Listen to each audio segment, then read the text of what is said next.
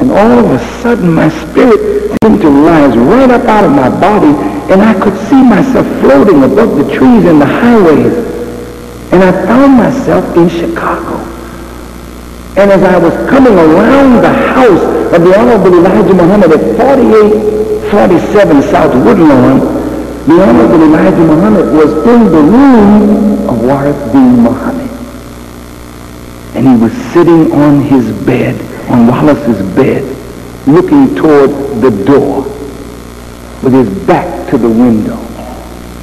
And he was crying the deepest cry that I ever heard a man cry. You know, when a man cries and he's coming up from the gut, deep, deep, deep, and he was saying over and over and over, my son, my son, my son. And I said to him through the window, the apostle, I will be your son. And he never turned to acknowledge my presence at the window, so my spirit returned. And I watched myself go right back and get into my body. And I woke up and I started reading the Bible and found the words of David. And know that I heard the cry of the Honorable Elijah Muhammad over both Wallace and Malcolm. We have zealots in the nation, and we have agents in the nation. I believe the zealots in the mosque in New York, as it has now come out that they were from the New York mosque, killed Malcolm. But the hurting thing is, 2 innocent men went to prison for 25 years of their life. And they were sentenced to a prison term that they didn't deserve by the mouth of Betty Shabazz. Betty was so hurt at the death of her husband. Being in the marsh, she knew Thomas Johnson and Norman Butler, and she placed them at the scene of the crime when they were not there. And the same Betty, so vindictive and hurt, I can understand the hurt, got on LIB in New York and said that I, as well as some of Malcolm's brothers, were a part of an assassination committee to destroy her husband. Hypocrisy is a hell of a thing. So in my conclusion, the FBI knew that Malcolm was going to die. How did they know? Who informed them? In Spike's movie, when Malcolm was in the hotel, you saw the bug in the lampshade. That's to throw you off the track. They may have bugged the lampshade. But the scripture says, where there are 2 or 3 of you gathered together in my name, there I am also among you.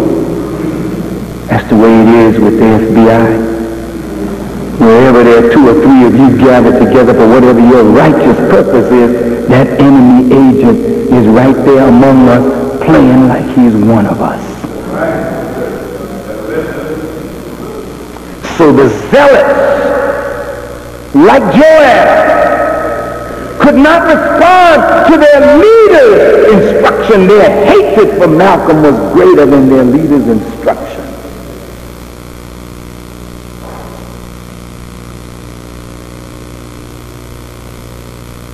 Somebody told Malcolm to take the guards off the door. Don't let them search.